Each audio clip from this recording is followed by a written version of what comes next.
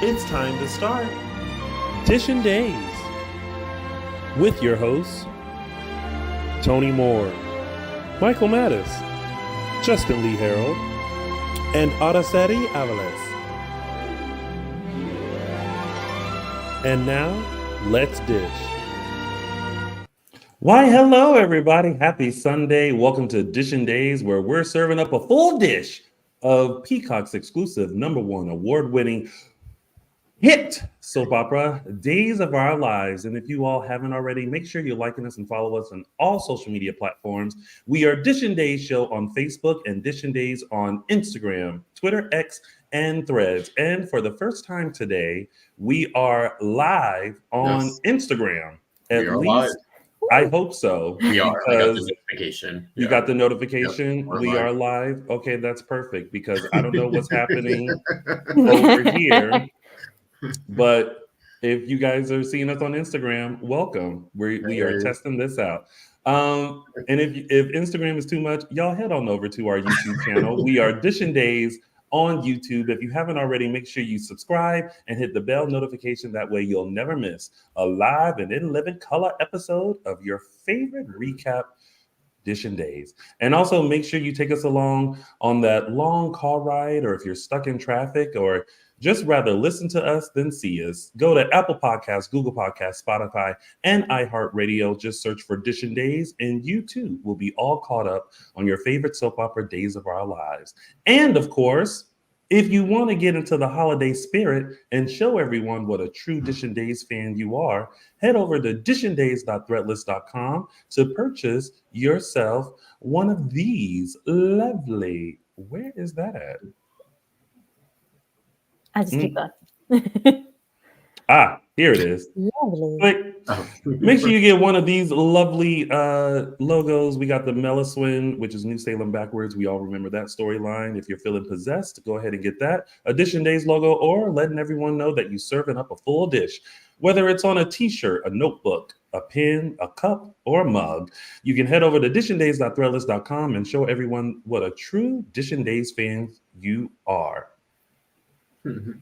And clickety, click, click, click. And make sure you go over and show some love to our former co-host and my chocolate twin, Mr. James Lott Jr., over at JLJ Media on YouTube. He has original dramas and also a recap of General Hospital, Young and the Restless, and Bold and the Beautiful. So make sure you head on over to JLJ Media on YouTube and on your favorite podcast station and let them know that Dishin Days sent you.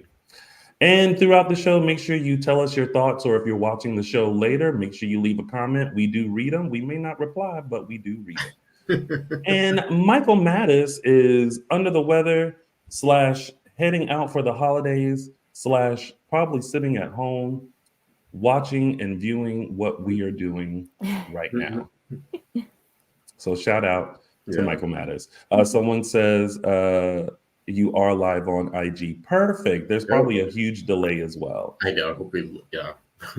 We are starting a little bit earlier, but we also have a great and wonderful surprise for you, because Peter Porte, who plays Dimitri Von Leuschner, and Darius Rose, aka Jackie Cox, will be joining us later on in the show. And on that note, let me take a sip. What did you guys think of this week's episode of Days? It was a lot. There was a lot on this week. Yeah. I felt like they crammed everyone in, and it wasn't like they were all part of one storyline. It felt like the only one I think we didn't get this week was a little bit of the Constantine stuff, but I felt like everything else we got, and they even introduced some new dynamics. So for that, I am week. For the lack of Constantine stuff, I am eternally grateful. I needed a break. Not you being shady towards Constantine. Oh, I'm gonna give all the shade, and thank you. Based on the pictures I have seen of Christmas time at the Horton house, let's just say it's a good thing we're taking a break, because I don't think I'd be very, very jolly about the Horton Christmas. Well, I felt like this week was definitely like a setup week where we're setting up for things to move storylines along. Yeah. There was a lot of moments where I was like, wait, what? Oh, didn't see that coming. So one thing you can't see coming is our hourglass, because we are now about to break it down for you. It is now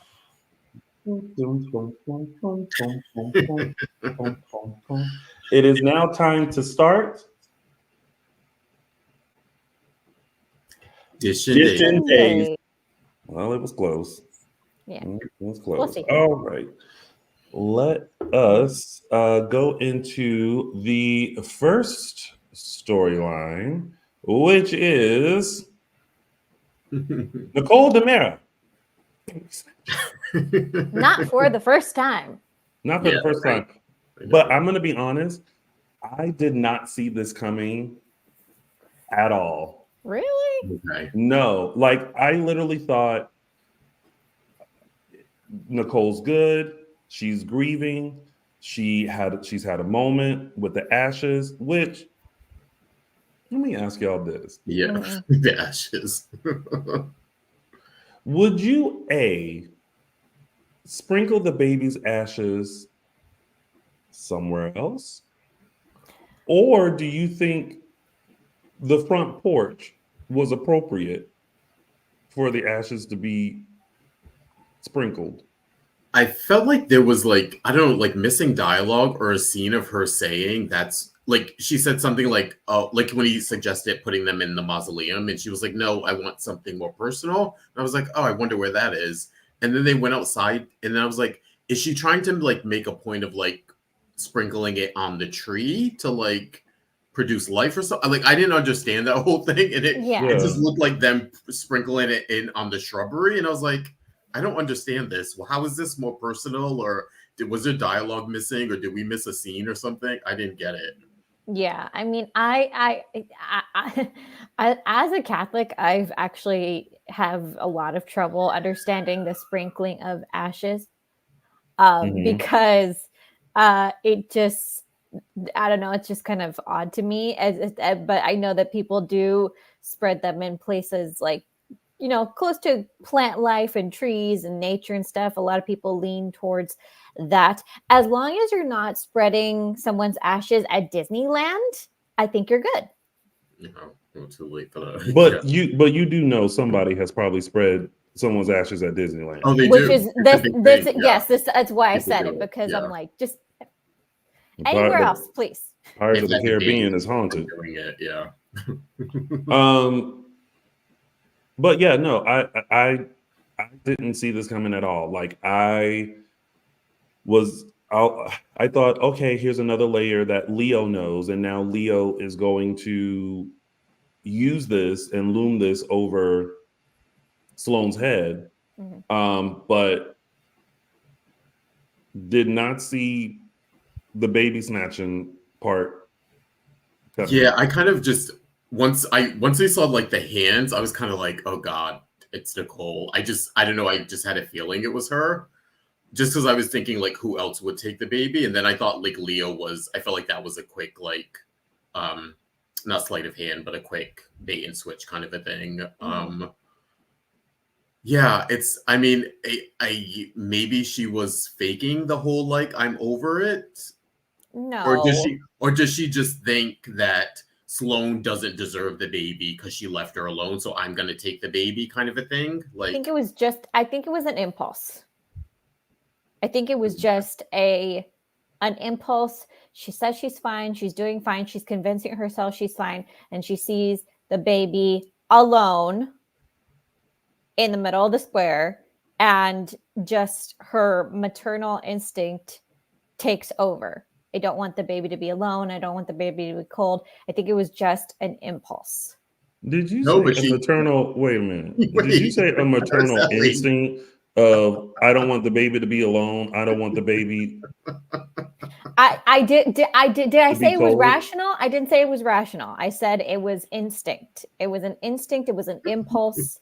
I don't think she obviously didn't know what was going to happen. She didn't plan it. She just Yeah, I think it just happened. I don't know. I may have to disagree because she had a. First of all, I have never, in the decades of seeing Nicole on Days of Our Lives, ever seen her in a Lululemon outfit and put on a kilt that was right. and say, "I'm gonna go take a walk around the lake." And she just so happens to have black gloves, and she just so happens to be in a hoodie, and baby had a plan. Because I she feel couldn't like have known, though.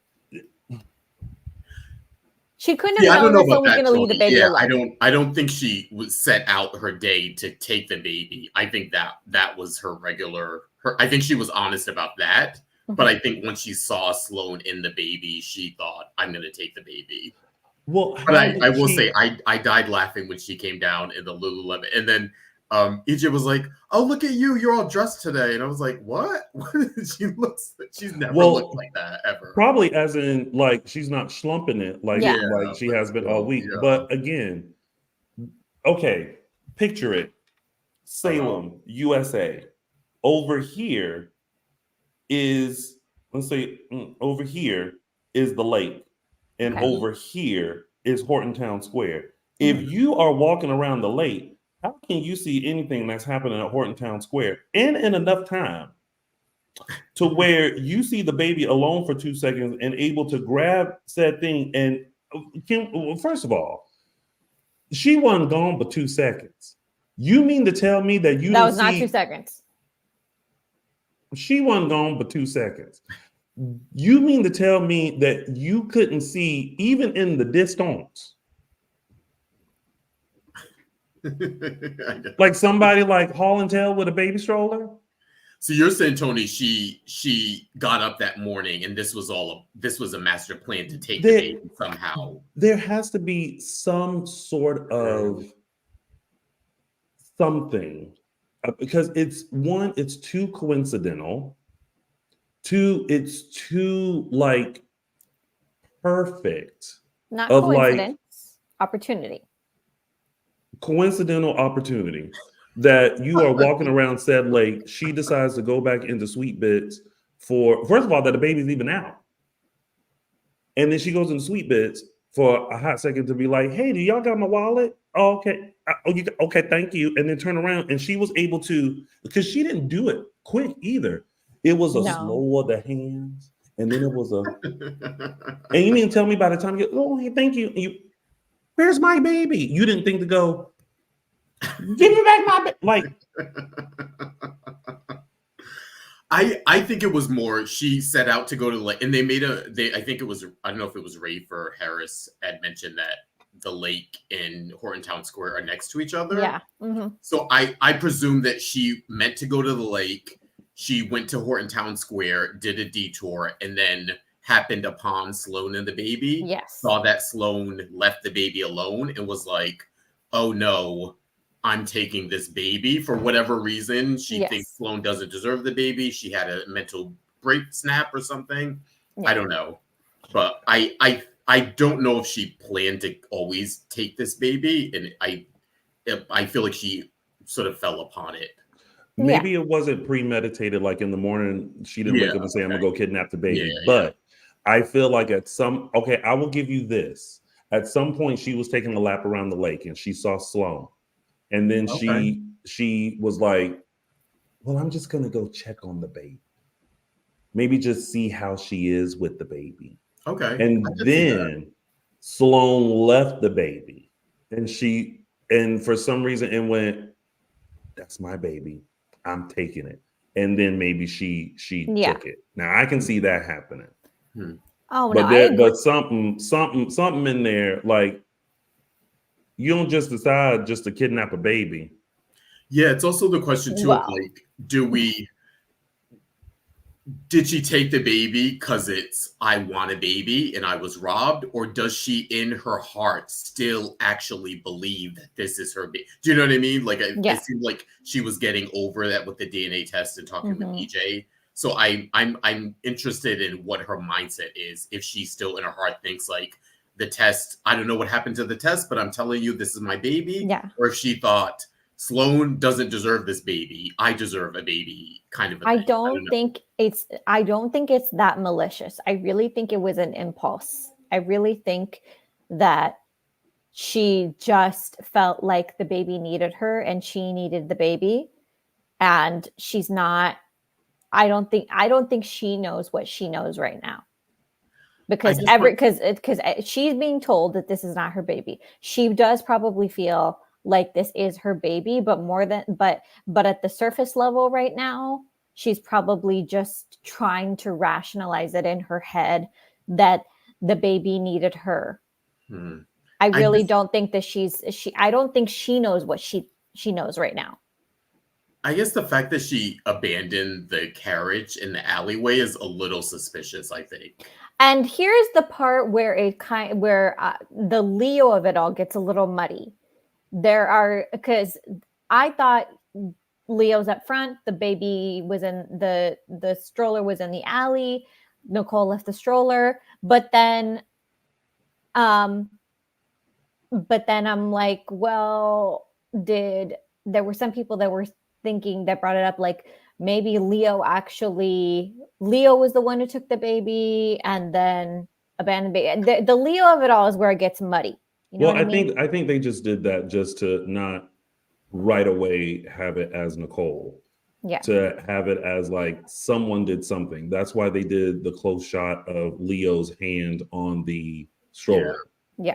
Okay. And they didn't reveal until the very end. Which, by the way, kudos to EJ to look at the Demira tunnels and be like, he knew. He knew, she ain't home, but she probably came in through the tunnel. Yeah. Finally, because I've been saying all along, how someone come up missing and y'all first thought isn't, can I check the tunnel?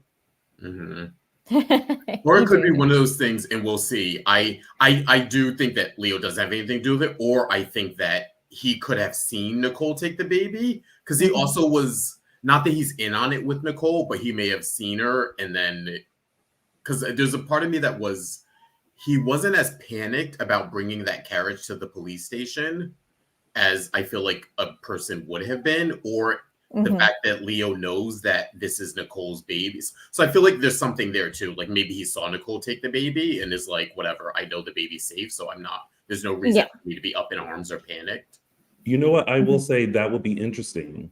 Yeah. For them to do a flashback of like Leo saw it, they had a quick exchange of like, I'll protect you, just go. And then Leo did what he did. Yeah. But I will say this has re-piqued my interest in this storyline. Yeah. Yeah. Because before this, I was just like, at what point is she going to get exposed? Yeah. And at what point is she going to get punched in her face? Now I'm like, oh, now there's another layer. Because and actually, I wouldn't when those hands came in and that baby strolled off, I said, good. See what happens?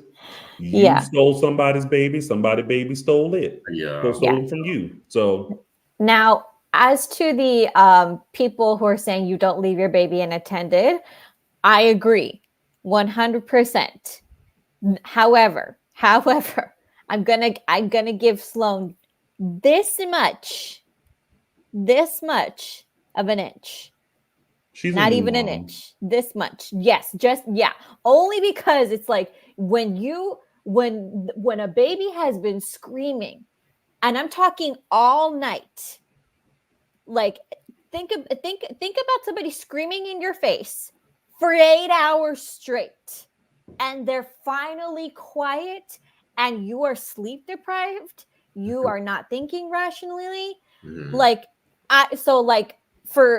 why I don't give her much credit, because you still could have like brought the stroller up to the window and blah blah blah. Yeah. But so I'm gonna give her like this much, only because I've been there and it's horrible. But listen, we have heard many stories about moms doing very interesting things with leaving the house and the kid is still in the house. Yes. About to leave the driveway and realizing the kid is still on the hood. Yeah, there's a lot, so this was one of those moments, like as a new mother, you go, but then like I said, I'm only giving her this much because she did steal the baby to begin with, but yes, when those are rough days. I'm curious, what did you guys think of the initial part of this with Leo trying to really forcefully sort of tell EJ and Nicole, and him sort of being assaulted because of it? I like the fact that it wasn't, I was kind of rolling my eyes when they were doing the like, shut up, don't say anything. So I'm glad he got that information out. And then later we see sort of Nicole pondering that of like, why would he say that? Why would he say he knows where our baby is? Why would he say our baby is alive? Like, I appreciated that. And it wasn't just Leo didn't get to say anything. So what did you guys think technically Leo didn't get to say the baby was alive in those exact words to Nicole. He said it to EJ. So I feel like the wording is gonna come into play later on. Well, no, because at the door he said, "What if he isn't?" or something like that. No, but it was. But I think it was that could have been interpreted as, because her exact question was, because of you, my baby is dead, and I will not forgive you. And his question was, what if that wasn't true? I think or something along those lines. I think that conversation could have been interpreted as, it's not true that it was my fault. Oh, well, I'm talking about the bench scene where later on that week, Nicole's at the bench with EJ and she's telling EJ, why would he keep saying that? Like, that to me says that she's pondering, maybe my baby's alive. Yeah. I mean, because she's like, what did he mean by that? Like what? Yeah. I mean, I agree with Deborah. Leo needed to blurt out the truth. Yeah. Now it's your not baby's alive, ho. Yeah. And as far as he's concerned now, it's not his fault that they didn't believe him. It's not that they didn't believe him. He just didn't get a chance to say anything. No, he did. No, but he did. Because he went back. He snuck back in the house and told EJ again. He didn't give details. He just. He didn't give details, but he said the baby's alive. He told him to his face, and EJ didn't believe him. He punched him out for it. So that should have been followed up with details instead of. Yeah, it should have been, I know where your baby's at, or Sloan has your baby, or Dimitri didn't take your baby to the hot. Like, that's what it really needs, is that. Oh yeah, but this is Leo. So in his mind, he's done what he could, and now let's use this to my advantage.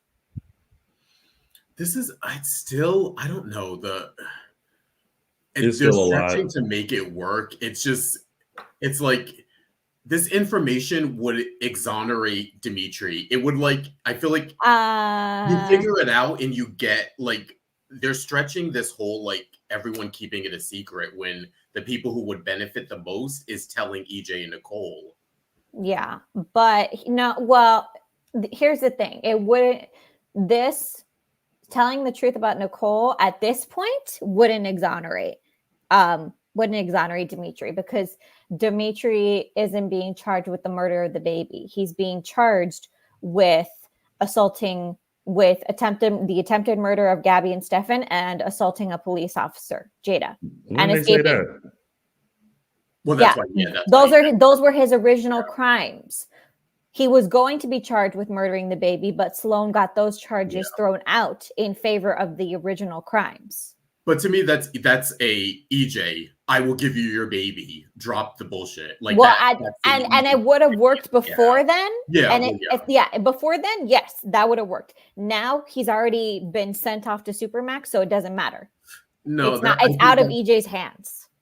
I don't know about that. I think that's you can still use that to your advantage, other than blackmailing Sloan. Like, there are two distinct paths here. You can tell EJ, hope that he helps Dimitri get Nicole or baby and move towards that path, or you are voluntarily making a choice to keep Nicole from this baby who you somehow like feel like you have an attachment with, to now get money from Sloan because you're broke. So like those are two wildly different stances. Like you're either here or there. Like there's no in between. So I don't know. I feel like he would get more mileage exposing the truth than he will keeping it for some strange reason. He hasn't gotten anything from Sloan, so like he's not benefiting from keeping it a secret. Yeah. Well, I'm going along with it, but like I said before, I highly doubt that this is going to be resolved anytime soon. Mm-mm. Yeah. Well, they better keep adding layer upon layer upon layer upon layer, because there are quite a few layers to this. I'll be honest. Right now, I'm just like, when this all gets figured out. I was thinking that I'm gonna feel bad for EJ the most. Because like Sloan, she's doing this. At the end of the day, Eric and Nicole will have a baby.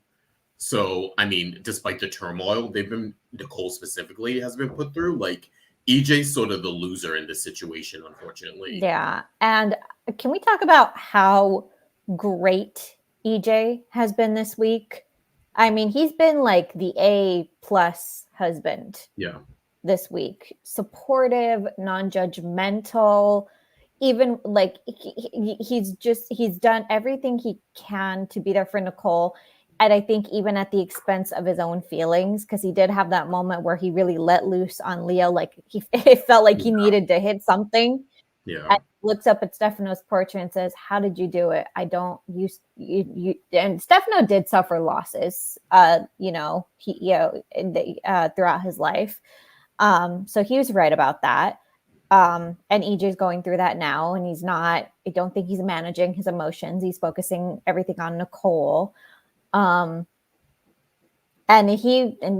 culminating in that scene in the wine cellar where he could have had any number of reactions, and his first instinct was just to hold her. Yeah. Well, we're going to see how this all turns out, because there's some of us who are tired of the storyline. Me, I've gotten re-energized now that the baby's been kidnapped. So we will see.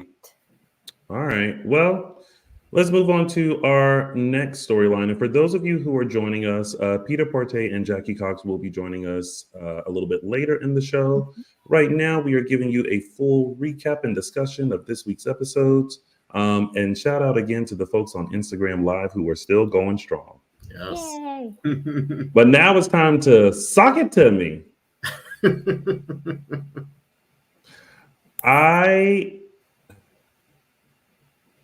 It was so close. Whoa. It was so close of Jada showing the photo. Stephanie the photo of Everett. It was so close. And then Harris had to walk in and be like, hey. Now, someone really needs to explain this. This took such a left turn. Like, Tony, you're talking about being surprised, like how this happened. Surprise, like, I need to know, how did this happen? Well, what happened? How the hell did the Stephanie Harris thing? Like, listen. How did it happen? And who came up with that idea? First of all, like I told y'all at the beginning of the show, I thought I missed something, because I know that during their girls, Kiki over drinks, and they were talking about how like their ex-boyfriends would just have on like one sock, which I find weird too. Is like, if you have on one sock, where's your other? Mismatched socks I can kind of deal with, but at the same time, I'm like, why don't you have two socks that go together? Aren't your feet cold? Just a lot of things. But on Friday's episode, when it opened with Steph laying there and then Harris at the edge of the bed, I was like, did I miss something? Did I miss that you got that drunk to where now? But also, didn't we just go through this? I see. That's what's making me think this might be different.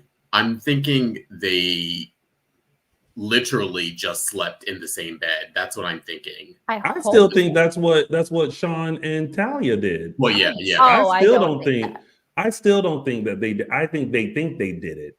I still don't think they did it because they're assuming. Then nobody remember. Yeah. At some point, the memory would. I mean. Yeah, I think the memory. Same for Abe too, but at some point the memory comes back. Yeah.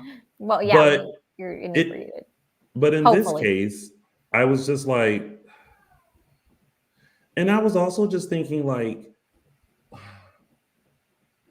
does anyone in Salem know how to hold their liquor? I know. That's what makes me think something like is he even the type to get that drunk? That's why I'm thinking it's just they slept in the same bed, but I think them sleeping in the same bed or the confusion is going to create problems for them, not the actual them sleeping together. And that's the part that was like had me doing a 180 because I'm like, Harris had one beer, maybe a 1.5 when we last left them. Well, we don't know how long it went on either. I mean, Well, if somebody didn't cut them off at some point, then I blame that somebody. Because they must have been there. They must have been there for hours. Just you got to cut people off at a certain point. Yucking it up over one sock. And Steph got plastered. I mean, she was already plastered by the time Jada got there. Like, guys, like, and I will put this advice out there in the universe, guys. Don't mix your drinks. I think any grown person should know that by now. Yes, you really should. It's like it's bad enough to drink a lot, but don't mix your drinks. Oof. I feel like the greatest gift that came from this is seeing Harris in a tank top or t-shirt and boxer briefs. Yes. You of course, you non-general hospital people have never seen Steve Burton with his in his full muscles. And I was like, oh, okay. Well, if this was a way to do it, thank you. Yeah. And the fact that there was no conversation, she literally woke up and he was like, "A baby's missing. I gotta go." And there was no talk. So they don't know what happened. They're like, like, did we sleep together? Did you help me up here? Do I remember anything? There was like he was looking confused, and then he had to go to work, and then she was looking confused, and then she was more confused because like the look on her face was like, I don't know what's going on, and now all of a sudden you're rushing out here, and whose baby got kidnapped? Yeah, that's a lot. That's a lot. That we're all missing something here. But it's gonna be an extra. It's gonna be an interesting layer when Jada becomes a part of the mix of the Everett, Chad, Stephanie mix with a sprinkle of Alex, because now they're sprinkling him in. I know he's back in a friendly way, so to speak. Yeah, I really feel like Alex is not in this at this point. I really feel like he has. Are you trying to say his name is Ben and he ain't in it? No, I really feel like he's out of this situation. He really genuinely just wants to be a good friend, and even I think he maybe not wants to be friends with Chad, but at least wants to like, he doesn't want any drama there. He's like, there's no drama here. This is resolved. I've moved on, but you got to get your stuff together. And also, there's no reason why they can't be friends. Like outside of the Stephanie stuff, there would be no reason why they would dislike each other. I mean, I like the fact that Chad was sort of not a comeuppance, but sort of had egg on his face after his conversation with Alex, where it seemed like he was sort of sympathizing with him, and then later on in the apartment, he jumped to conclusions, was corrected. Unfortunately, Stephanie was gone. It was like, I'm sorry, like, let's, I guess, sit down and have a beer, I guess, and who just invites themselves to someone else's refrigerator? Who did Like that? Alex does, yeah. I would never. Oh, let me tell you, my biggest pet peeve is when someone comes to your house and maybe they've been here for a little bit and they go in the kitchen and they just start opening stuff. I'm like, Ooh, Yeah. no. like what do you need? Like, let me. Yeah. I don't know. It's always been a pet. I remember when I was 16 and some friends were over and they went in our refrigerator and I was just like, Oh no. you are not at your house. Yeah. Like, if you want some ass, and to be honest, you should have ate before you got here. Yeah. I haven't. Oh, I'm yeah. horrible. Oh no, yeah, no, I'm so yeah, bad. no. Oh no, you're not horrible, Tony. That is called being courteous.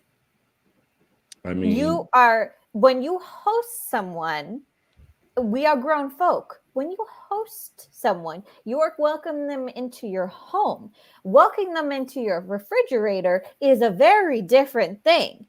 And also, if you are going to be coming to someone's home where they are welcoming you in, even if it's just for, an afternoon talk or stuff, it is courteous to bring your own water, or ask for a glass of water. You don't help yourself to someone's beer. Help yourself to someone's stuff. no.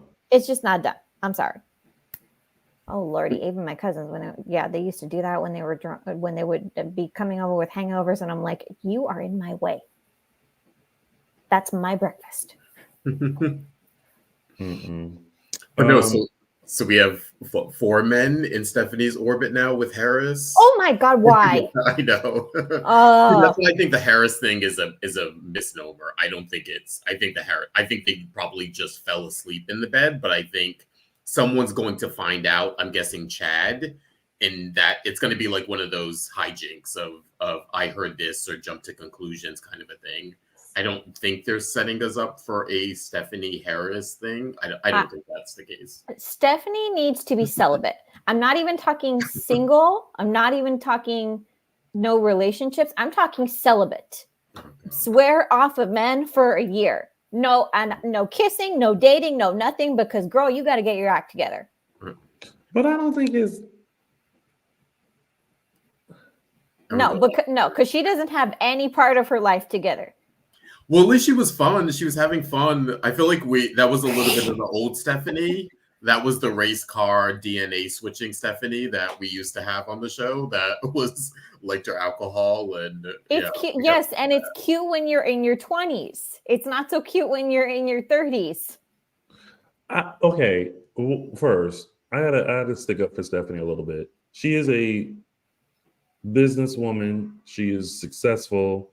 Yes. She's running a great PR firm.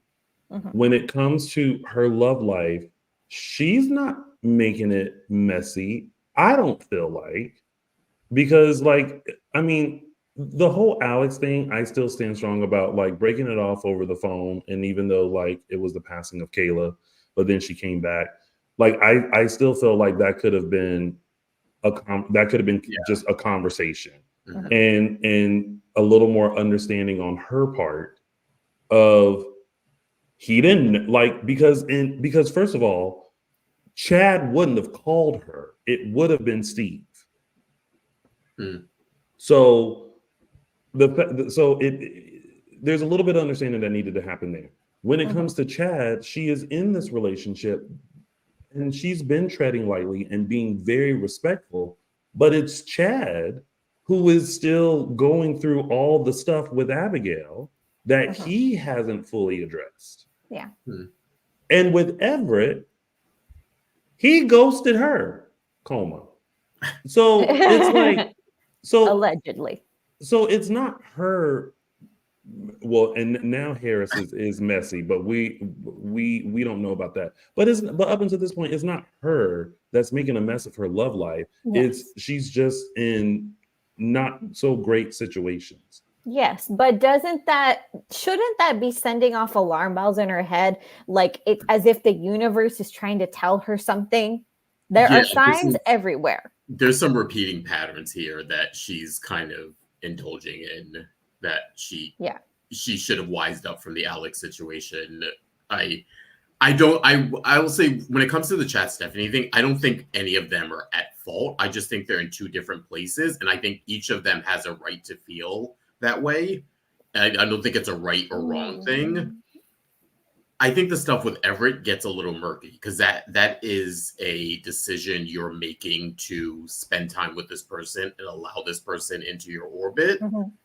And I think she's doing it as a reaction to her stuff with Chad. Because, like we said, she's been through this with the Chad Alex situation. It's like... Well, it's all murky because as we've been talking about with this never-ending drama saga, it doesn't seem like anybody in this situation, mostly Chad and Stephanie, know what they want. They say one thing and do another. And so, of course, they're making poor decisions. Surprise, surprise. Yeah. This jacket also feels like it warrants that kind of song, too.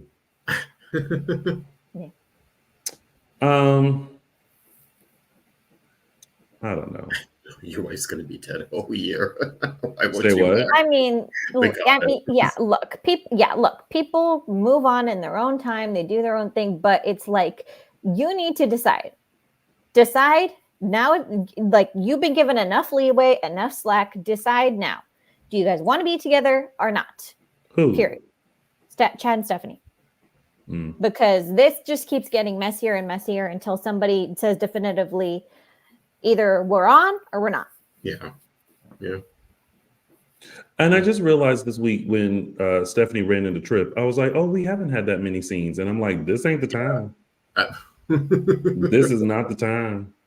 I did like her pulling him in. I thought that was nice. A little bonding there over there. And it shows how close they are. But she was just like, I'm still putting the of the puzzle together. So it's okay. Well, if somebody's gonna catch her, if she all of a sudden starts to puke, I would prefer it be her brother than any of these other people right now. Dr. Trip Johnson. Yeah. Yes. All right. Well, listen, we are going to see who's going to end up with the right sock. I mean, I don't know. I'm still kind of team Alex and Stephanie, but that's just me. So I don't know. I feel like maybe they're gonna swing around back to them. I feel like I'm getting a feeling that they're gonna be the end game after all of this stuff blows up, and wherever it lands, that it's gonna come back to Stephanie and Alex. I think I'm really okay with them being friends right now. Sometimes, it's like, and I say this all the time. I know it's a soap, but it's okay to have friendships on a soap. It is okay, but sometimes you make wrong decisions as far as like who people should be with. And also sometimes the best relationships start off with friends. Yeah. And we can revisit that down the line. Right now, everybody just needs to cool their jets. Some people need to stay. We'll revisit it when they end up together. Somebody said Alex and Stephanie are cousins. Not biologically. But yes, they are. But we have to hand wave that away in order to make them date each other in the first place. So y'all know that these trees in Salem be looking a little funny. If I lived in Salem, I'd be like, where you from? Salem. Right. Because I just do not have time to look up the family tree to see where you fall. There's a 50% chance we're related.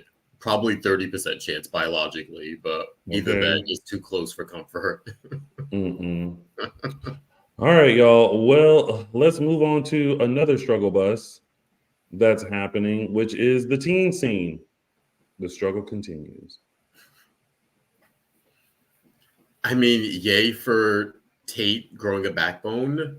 This week made sense for him. I was getting sort of annoyed with the puppy dog, like I'll chase her around so that she can eventually like be nice to me or be a friend to me or maybe date me down the line. Like from what we hear of Tate, that never sort of made sense. So I'm glad he sort of grew a backbone when it came. This week made me actually really endeared me to Tate for walking away from Holly, and also for making a stand with Brady. Yeah. And he could have been all tantrumy about it, and I think he would have actually been in the right if he got like super upset.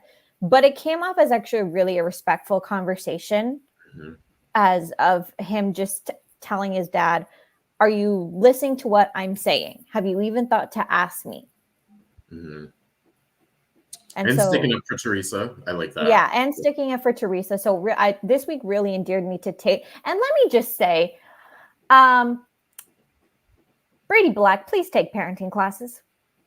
Oh Lord, not that discussion. Please, I am because he literally couldn't stop himself from raising his voice every time he mentioned Teresa. Like literally, his voice went up an octave every time her name came up, and it was it's like you and Dick Van Dyke. Yes, but in that case, my voice was raised in joy. In his case, but yet your voice is still raised. Yes, and I'm pretty sure people can count many a times where your voice raises. Yes, and it's all yes, you can always tell, but I always remind people, please remember my tone. If I'm talking to you like this in a respectful manner, you know, even if I'm being critical, this is my tone. I am calm. I am Brady respectfully doesn't like Teresa. Yes, and that's but what Brady his tone says. Yes, but Brady should have enough respect for his own son to not trash his mother in front of him. Sometimes you can't help it. Sometimes you try to bite your tongue, but sometimes you just got to be like, you grown enough to see how your mama is. She's a mess. Yes, and but Tate knows that. Why does it need to? Why does it's? I'm sorry, it's not good parenting. It's not good parenting. So, anyways, I thought that Tate handled that situation very good as well.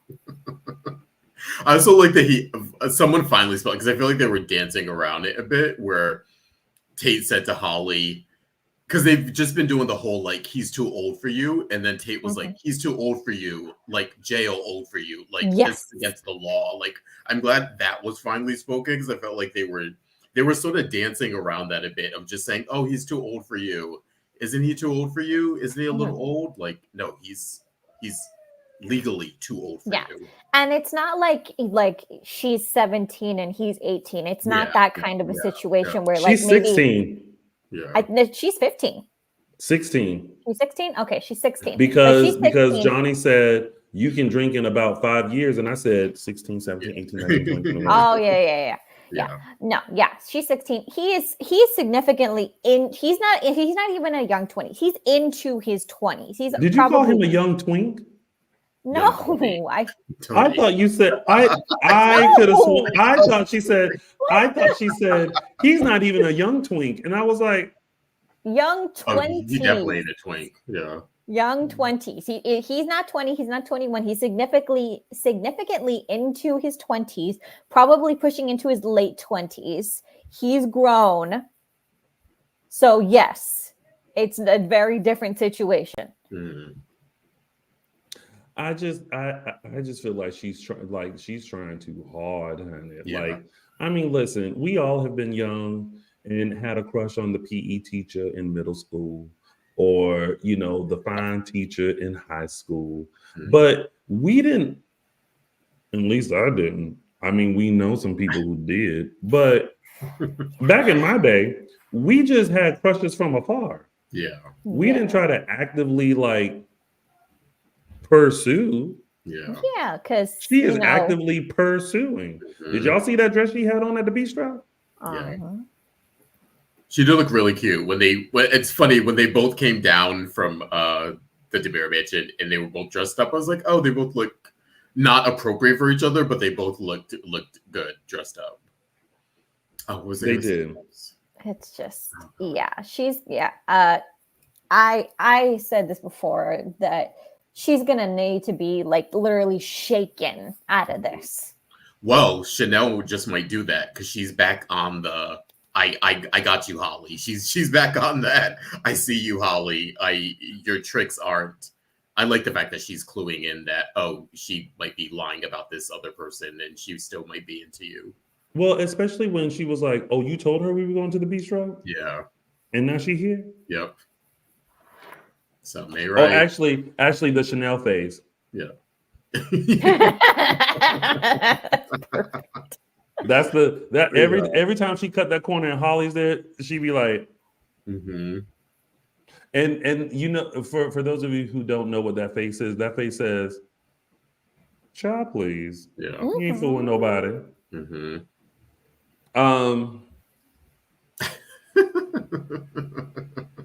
I think it's so sad because I think Tate actually is very interested in her and has been since day one. Yeah. And Holly just thinks she's a woman now. Yeah. Oh hell no. You know, she wants Johnny. Yes. I'm like, you're gonna have to go through Michael Maddox first. I'm just kidding. Okay.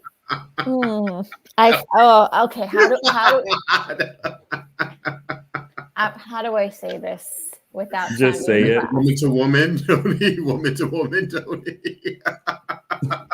Shirley, this is Barbara.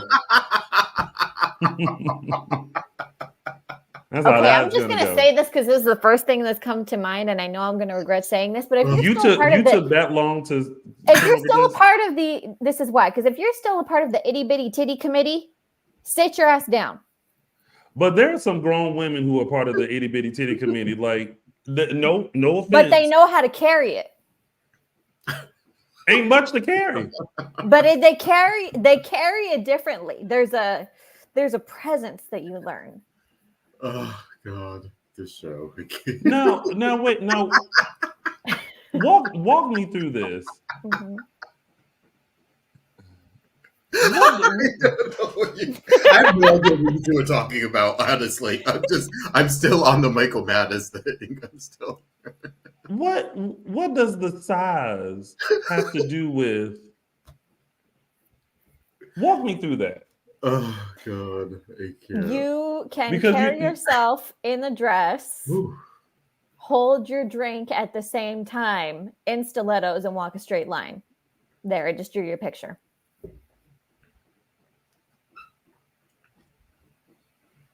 Well, I'm gonna pick my drink up and go to another set. The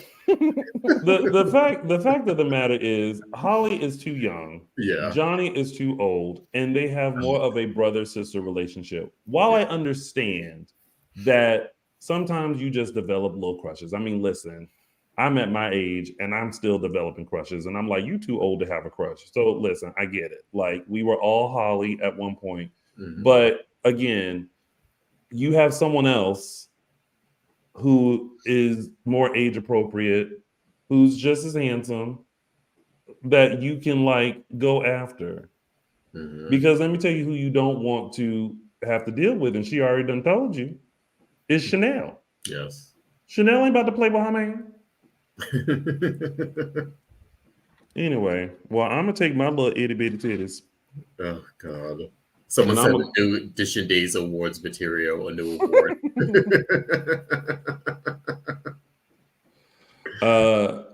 Tony, that's what keeps us young, I guess. All right.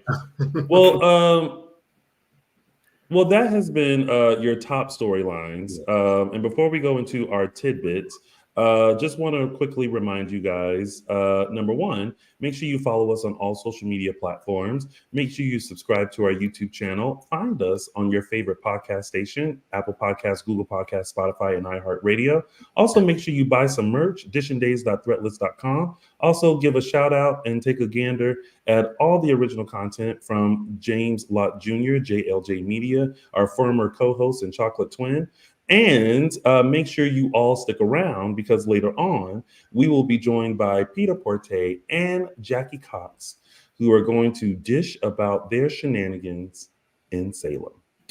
And now moving on to our tidbits, and we'll start with our first little tiddlywink, which is you're an ass. You know, and this is in regards to Xander and Sarah and John. John literally walked out to go get him some coffee, looked at Xander and was like, "The child, please." Like, and I could not, I was like, what is because I don't feel like I've seen Xander and John interact. Well, he shot Marlena. That was it. That was the tension. That's the interaction. He's still mad at him for almost killing Marlena back then, but a few years ago. Xander has no friends. Yeah. No friends. This was, what storyline was that? Was that the wedding? Because I thought that was Kristen. I think so. I think that was when he shot her, was the wedding. Yeah. Man, I just be forgetting about everything. Wait a minute. Hold on. Thank you, McFloyd, for the $20 hairs. Best scenes of the week, EJ Pants on Friday and Johnny Pants for fencing runs in the family bubble. Michael Mattis picked the wrong week to not be here. Oh, goodness. Well, I feel like I should split that up and give it to both people and their bubble butts. Anywho, yeah, so I was just like, but I totally forgot. And honestly, I was having a conversation, side note, about like remembering stuff from days, because sometimes I'm like, girl, I done forgot that even happened. But I mean, all in all, this is just, are we rooting for Sarah and Xander to get back together or not? Yeah, I think they probably need to have some like really serious conversations if they go down the road of getting back together. But I like the idea of it. Yeah. I think it just is inevitable, and it needs to happen sooner rather than later, because they've just been back and forth all this time. And yes, you should be responsible when you have a child. And yes, you know, you're doing all the right things and thinking things through, as Marlena said. But there comes a point when you're overthinking it. I'd say get back together, don't get married. Yeah. Get back together, get to know each other again in this stage of life. Yeah. You guys will be fine. Raise your daughter together. Yes. Yeah. The end. All right. Let's move on to matchmaker, make me a match. Kate Brady, matchmaker, match. I'm gonna be honest, and I just don't even remember this conversation because I watched this episode on Monday. And so Monday is like out of my mind. Yeah. I like this. I like that Kate went to go visit him. I liked just a reminder of their separate friendship that was just about them working together and them becoming close. And even though I often forget that Abe's still in this storyline until they show him, kind of a thing. And then I remember like, oh yeah, he's still at Stephen Kayla's. He still doesn't have his memory back. Like, okay, where are we going with this? I'm not sure if it was to push them together, which it seemed like they were already getting close together again. So I don't know. It seemed to me like more of a commentary on like Kate's history than like Abe and Paulina's. So I appreciated seeing these two characters together, but I'm not sure what it accomplished per se. Well, I mean, I think we talk about sometimes scenes that maybe could have been lifted out of a week and we wouldn't notice. But I did appreciate the scenes because it felt like not forget it. Like I don't want to forget it because it was a nice little icebreaker in the week. It was comforting. It was warm. It was Kate, which we don't see enough of Kate, so I always appreciate that. And it was just maybe not moving the storyline forward, but just reestablishing for us who have been in the chaos of other storylines. Hey, this is still going on, but we want to remind you, you know, that maybe relationships, Paulina, and the fact that, you know, Paulina is in a different space than she was when this first happened. You know, in the beginning, she really was all about getting Abe's memory back. And it seems like she has finally accepted what Kate is telling Abe, that it's okay to make new memories. Yeah. You know, as long as he's still him at his core, it will, you know, it's okay to just have faith and enjoy being in the moment, being in the present. Yeah. Well, and also the present is Paulina still hates Melinda. Yeah. Yes. And is not here for it at all. Moving on to our last tidbit, which is remembering Marcus, which I loved that Jada and Patch had this moment of just remembering her father and remembering the fact that this was around the time that he passed, and just kind of sharing those memories with her. I think sometimes you need that moment of reminding yourself who you are and hearing from other people who a loved one was and what they meant to him. Yeah. And so, and also just, you know, connecting them together as well, you know? So I think this also added to Jada's story, you know, of just who she is as a person, you know, just, you know, remembering her dad and everything like that. So I really like this moment. Yeah, I did too. I like that. I mean, they haven't done it as much as I thought they would when they brought her character on the show, but I like when they integrate her with the Johnsons, and that would be the closest people to family that she has. So I hope we get more of that. We're getting a little bit of that with we see now with the Everett storyline and the Stephanie stuff, but I hope it still continues. I mean, Marcus was essentially, he was Steve's foster brother essentially and best friend, and I'm missing Kayla in this a bit just because Marcus was a huge part of her life as well. So I'd like to see some Kayla, Jada conversing and things like that. There aren't too many people who were around. Like Jack was another person, but he's not around as much. Bo and Hope aren't around. You know, like there are people from back then who you feel like would sort of maybe take Jada under her wing kind of a thing, but we don't have them on the show as much as we did before. But yeah, I'd like to see her integrated more with the Johnsons. This was so surprisingly emotional. Like I started tearing up the more they talked, and it really just reminds you that the holidays can be a really difficult time for a lot of people.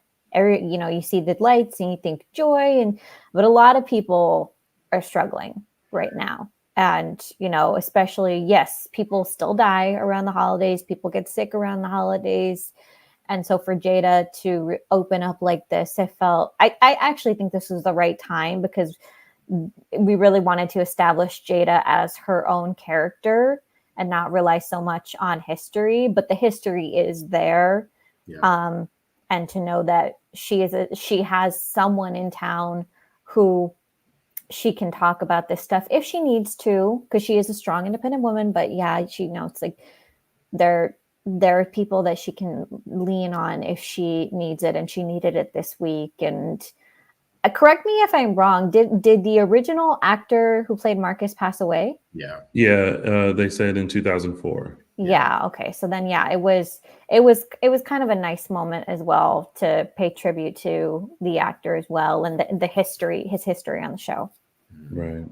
I also like that they kind of, you know, had a moment with Eric and Jada, because I feel like we hadn't had one. And then I was like, ooh, the baby, like, oh, because I don't think they really kind of resolved that. But I felt like Jada handled it very responsibly and very like, nope, you know, I'm cool. I'm happy for you. I'm in the midst of like, you know, moving on with my life as well. I'm either going to move in with Rafe or have a really clean, nice place. So yeah, so that was a good moment. I appreciated that. All right, well, that was your week of days, and now we are going to go on our favorite part of the show, which are our, and we're going to start with mine, which is Tony's official.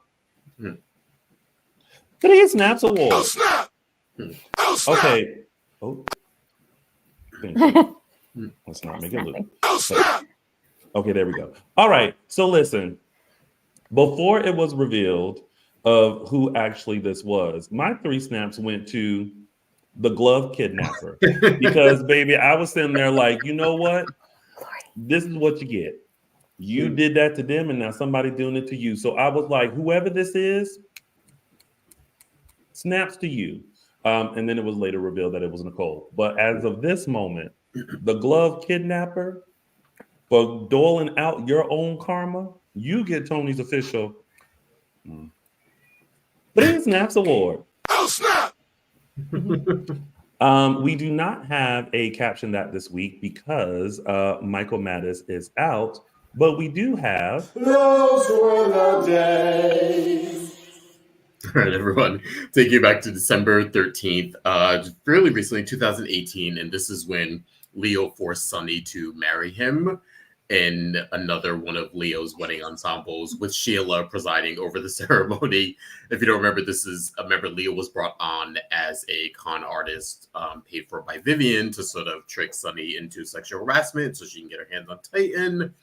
And we have, he's been on the show ever since. But yeah, this was a nice little throwback to when Leo first came on, and he's itching back into sort of getting into trouble. But yeah, this was when he was in his full sort of scheming mode with Sonny here.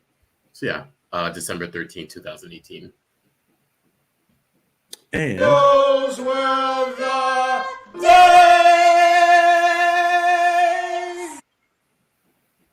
and now it's time for It's a gift.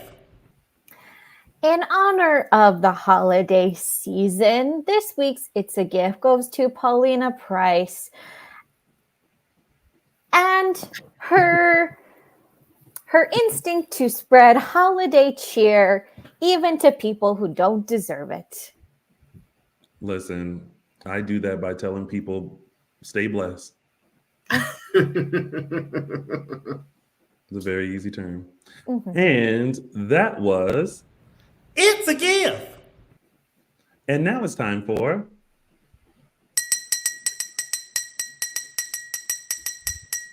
News and gossip. Starting off, it is Emmy weekend, or was the end of Emmy weekend here in LA. And I think it started off early in the week with an event that our very own Mr. Tony Moore covered, which was sort of a celebration of soaps at the Hollywood Museum. And we see we have some fun pictures here that Tony and Michael captured. Tony, any insight into kind of that night you were there? Yes. So at the Hollywood Museum, they unveiled 2 things. One, they unveiled the commemorative statue that each winner of the Daytime Emmys will be receiving in celebration of the 50th anniversary of the Emmys. And then they also revealed a daytime TV exhibit where they got costumes and Emmys and photos from many of your favorite daytime television shows. So if you are ever in Los Angeles, make sure you go to the Hollywood Museum, located on the corner of Hollywood and Highland, and check out the daytime TV exhibit, but also the other exhibits that they have, which is full of nothing but Hollywood memorabilia. So it's a fun event. Go check that out. We also, if you're watching this, you know it is Sunday and the Emmys are over. Unfortunately, it was not Deez's year, but next year, I think we've got some great material, and I think we're expecting some really good nominations for the coming year with what we're seeing now in the storyline. So just, even though it wasn't our year, a big congrats to all of the nominees from Days. Everyone looked amazing. We will have some coverage for you soon. We had some really great interviews. We were on the red carpet for the Daytime Emmys and then the Creative Emmys the day after. And we got some really good content for you with some of your favorite stars. So yeah, go check those out and stay tuned to our YouTube page. They'll be coming up soon. And due to the strike, we won't have to wait a full year. We just have to wait another 6 months. Yeah. Next year's Emmys are right around the corner. So yeah. Okay.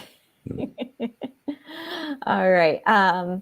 And up next we have some Colton Little news. Our very own Andrew Donovan will be returning this week to Days.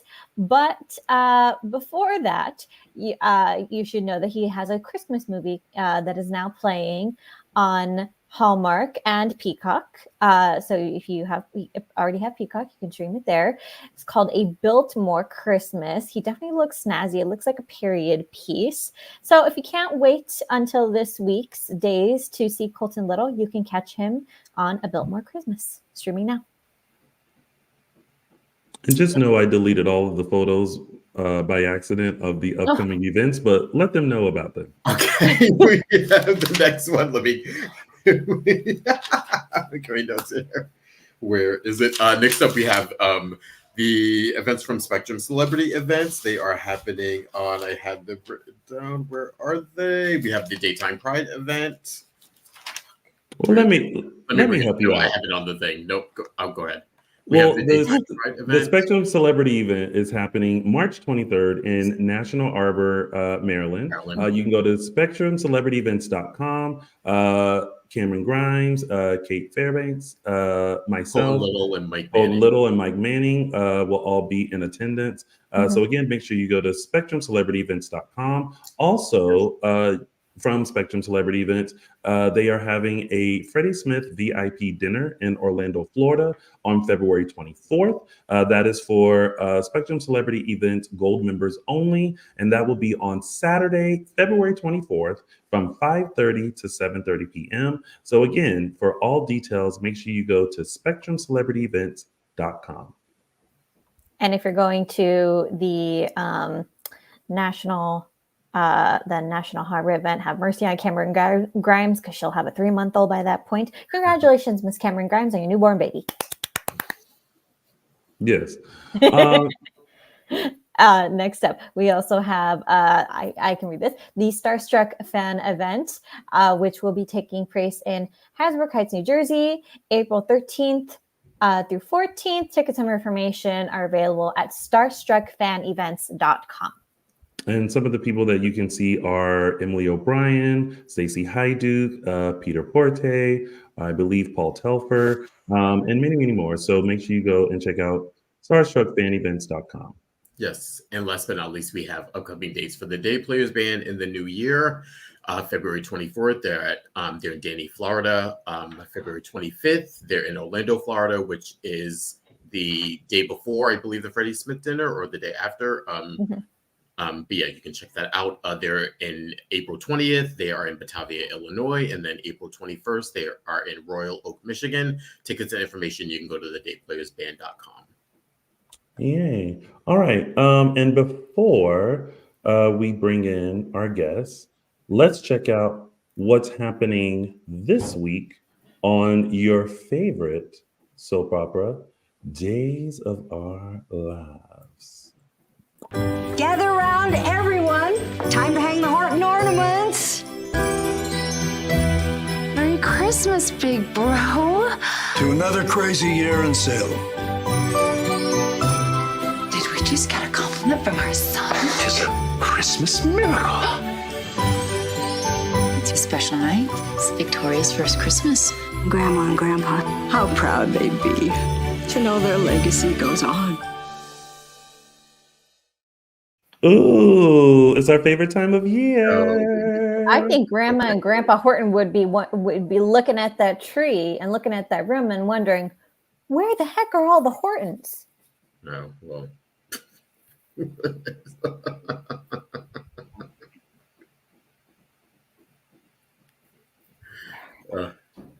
Yeah. They're gone. Well, it's still a very festive time of year. Yeah. So we always look forward to the ornament. I almost said exchange. Yeah. Hanging. Thank you. The ornament hanging, which is always fun. And it's always great to see like the new additions as well. Mm-hmm. That's so funny. When it was playing and I'm now realizing I immediately in my mind saw Nick and not Everett. like when we just got that flash of there. Yeah, which is I didn't forget, which is why I said, where the heck are all the Hortons? He's not one. Yeah. Who? Everett. In my what mind, are all I these think I saw him, non-Horton people doing Nick here? Horton and not Blake, not Everett, whatever his name is. Yeah.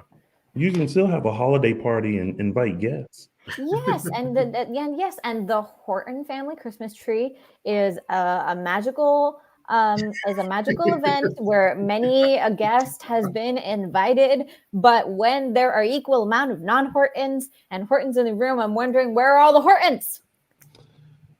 Oh, things that Araceli can debate on all day. Where are the Hortons? Well, there's no need in searching for our guests because they are here.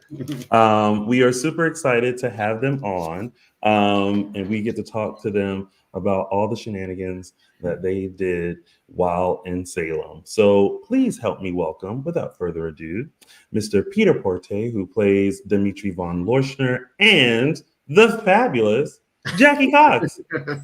Hi, y'all. Hi. How are you guys? Good. Thank you guys for joining us. We're so excited to have you guys on to talk about your little what could have been between Darius and Dimitri. What could have been. You never know. I mean, I think, you tell me, Peter, but I think Dimitri was this close to Tu Wong suing it with me. Oh, absolutely. All the way to Canada. You almost had him. Honestly, I will have to say, and that was actually one of the questions that I had was if anyone for a split second, because I know I did, think that Dimitri was going to end up in drag. And I was sitting there crossing my fingers because I was like, to see Peter like in full gig, I was like, I'm about to die. In a halter, no less, because the halter with just, Peter's big muscles hanging out, I would have gagged. Okay, and then now can I just very quickly compliment you on pulling off that halter, because I just looked at that and I was like, oh my God. Like, not everybody can do it. I can't even do it. Oh, Peter, I was like, Peter, just the makeup on my back to make it what I need. You were gorgeous. And hadn't you just flown in from New York? Yeah, it happened so fast. And it was, and you know how fast it is. So because of the order of things, we did the drag stuff first, and then I had to quickly de-drag and then try to look very cute for Peter. Holy heck, that was a fun time. The thing too about because of the sketches, we block of the scenes with me in half drag of face, which was fun. I was really? Peter, pretend you may be falling in love with me right now. Easy. I got to watch the magic happen. I went to Darius's dressing room, and it's such an incredible art form. I've followed Drag Race for years, so I was already starstruck walking in. I was familiar with his work. And so to get to not only share some time beforehand to get to know each other, but then also watch it all happen was a dream for me. Well, and I'd forgotten. Yeah, someone reminded me too that in Beyond Salem, in Dimitri's first appearance, he thinks I'm beautiful because I look like Lisa Rinna, who Dimitri was kind of into. So there is a long in the character Bible of Darius and Dimitri, their first brief moments of flirtation happened in Beyond Salem. It's a long, complicated psychological attraction, which needs its own time to explore. Yeah, well, Dimitri, I decided Dimitri is the Scarlet Witch of the Days universe. Thank you. Spotty accent work. I love from a nondescript European country. Well, it's not spotty. It's just like it's like when you were revealed at the end of Beyond Salem that you're this like Alamanian spy. The accent comes out, and I was like, this is a character after Elizabeth Olsen's own heart. I was just living. Now, were you Jackie? Were you surprised that to get the call to come back and reprise your role as? Why would I be surprised? No, I mean I never know when they're gonna call, but I've appreciated the past 3 years to have little appearances in Salem and beyond, I guess. Yeah, I was just so excited that Peter got to be the regular for us for so long. I'm very sad that he's not on, but I'm very excited because we've just planted so many little seeds in this one little storyline that Ron and the team can literally.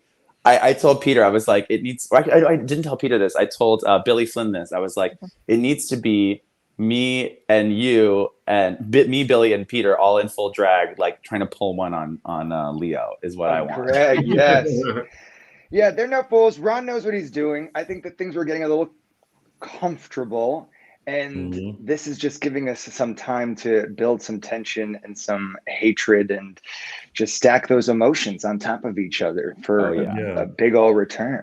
Yeah, we've stopped officially saying like people have left the show. We just say they take breaks now. Everyone's on a break, or they'll swing back around in the next few months. Well, it's funny. Sometimes we actually reported someone's leaving the show, and then the next day we hear they're already back on set filming because you guys filmed so far in advance. So it's right. It's a turnaround with a wig on, perhaps. Yeah, exactly. I know. I did tell Ron. I was like, Ron, I would love to not be myself in the Days universe. Although I do like this fictional version of myself, but I was like, I want to get my hands dirty. Like I want to maybe murder someone. I want to I want all the options on the table. Yeah. Because why not? But what? It's just so always on the table. Speaking of that, I mean, you're essentially playing yourself in the Salem universe. But did you make little tweaks at all, just so you could feel like you're kind of, there's just a little maybe like Sasha Fierce moment. The only thing I added to the script, and because our script was, I don't know what I'm allowed to say or not, but I can say it, whatever. They can, so the writers' strike had started, but our script was completed before. So we were kind of like in a lock, like we couldn't change anything. At least that's what they told me. But I did add in my list there's like a list that they wrote me of like words that begin with L about Leo. I was like the lying, lascivious, lecherous, left-leaning. And so the only thing I added to that list was I added the word, I added L word watching because I thought that was funny. And no one said anything, so I left it in. That I added, and the only thing I've ever added for me is I added in when I was on last year, when I was going through the list of I'm Jackie Cox, like performer, singer, and then I added Bill Reed enthusiast because I wanted some to tie back to my early appearance of Billy Reed. Yeah. Why would I love Billy? She looks just. Oh, there you go. You froze for a second, Jackie. Well, I'm backstage at this cool, like very funky little place called Cafe Istanbul. You get all the post shows they've here in New Orleans. So I'm practically underwater here because we're below this level. So who knows if the cell phone risk gets better. That's because are you doing a Christmas show there? Yeah, my Christmas show is here in 2.5 hours. Oh, how fun! If any of our fans are in the area, please go. Come. Yeah, we definitely still have tickets. It's my first time in New Orleans, so I don't have as much of a built-up audience here, but I'm very excited to perform here. We've had a great time. I'm with Jan, and Days people have come to see the show. Ron came to our New York dates, so it's been very cool to feel love from the Days folks and from y'all too. Thank you for bringing me on. I know Peter's the real one that we're very sad has left Salem. That we're all there's a small crickets that are playing a sad symphony. So many things like Leo finally found a wonderful person that maybe made him a little bit of a better human being than he was, which we love to see. So I'm gonna heavily drink after my show in sadness that Dimitri has left our screens this week. But I feel like there's a world where, you know, if everyone remained, that Leo, Dimitri, and Darius could have like wreaked havoc in Salem. And I feel like, you know, back in the day when they had Club TBD, which I said back in the day would be a fabulous drag bar, that like in Salem, Club TBD could be a drag bar hosted by Jackie Cox with Dimitri and Leo, with DJ bouncers. Chan. That would be me. So I feel like that world could exist. So if Ron is watching, or Ryan, and you guys needed an idea, there you are. Well, I do think there has to be, if I do think it'd be funny if I came back for a longer stint of like, well, I'm opening something new in Horton Town Square. And it's just, oh my gosh. It's like Salem's like first gay bar, like, and it's just it. And all the young kids go because the young characters are cool with the gay stuff, you know. So I think that'd be really funny. I would live. I am officially pitching Jackie Cox to be in charge of the planning committee for the 60th anniversary of Days of Our Lives. Oh, I love that. Turn that Portland Town Square upside down. Okay. Thanks, y'all, in the comments. Yes. Well, we left so much unfinished business in this last one because I still haven't had revenge on Leo. So for those saying that we need a Leo storyline, like I still have not gotten my revenge on him. Now he has left me for two different men. First of all, I still don't have this green card, apparently. Whenever I come to the United States, it's on a visitor's visa. So, you know, me here in Salem, you know, illegal, you know, I don't know what's going on. So I think the opportunities are endless, but wouldn't it be so sad for little Leo if I ended up marrying Peter just so I could get back at him and get back in the country at the same time? Boom. Or I was thinking, here's I was going to say, bring Kevin back.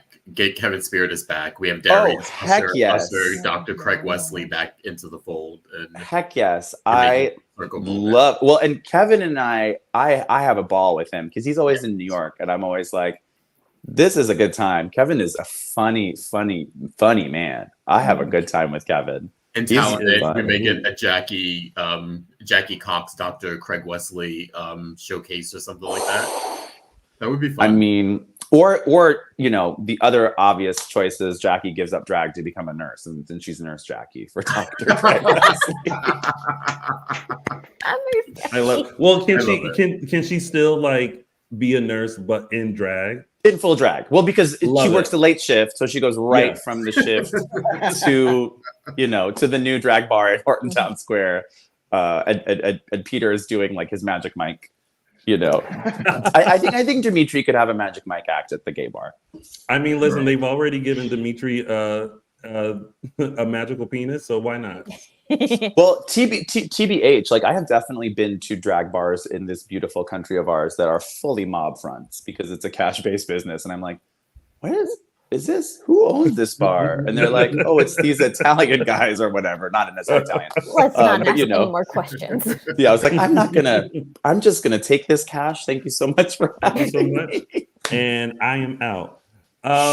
Well, Jackie, tell everyone about your Christmas show with Jan and where are you going after this and how long? Tell people this about it. Is our 16th tonight, New Orleans. We had so much on the road. Actually, this is our last out of town show tonight in New Orleans at 8, and then back. We're doing more closing in New York on Wednesday 20th, 7 p.m. at Red, which is on 41st 9th down around our Jackie and Dan Jingle. Yeah, we had this idea.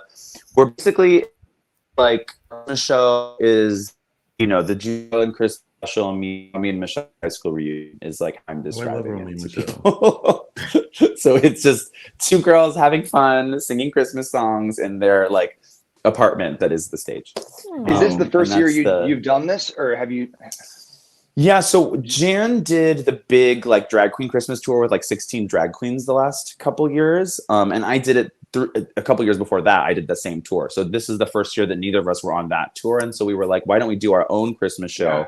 Because I will just plug my sister right here. Jan is such an incredible singer, and everyone at December needs to hear her sing "Have Yourself a Merry Little Christmas," or they're missing out on the holidays. And the YouTube clips exist as well for those of you in the audience who can't make it to New Orleans tonight or New York on Wednesday. So she's amazing. So I've been really having so much fun.